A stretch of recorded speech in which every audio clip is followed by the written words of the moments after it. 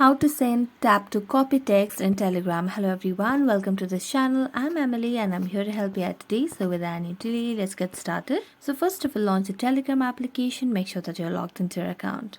Then go to any of the chats that you want to send the tap to copy text in Telegram. Then as you can see, there's a text over here. Now if I want to text or copy the text in Telegram, what you can simply do is just make a long press on the text, and then here you can see the option of copy. So the text will be copied to the clipboard, right? Next, what you can simply do is type a message over here, such as hey over here, and then make a long press on the message. And then you can see the option of cut, copy, paste, and code. Now you can see the three dotted lines as well over here. So just tap on that, and then here you can see the option of mono as you scroll down. So tap on mono and then send it.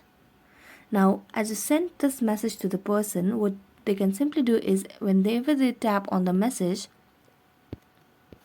it will be directly copied to the clipboard like this. So thank you so much for watching this video. See you next time.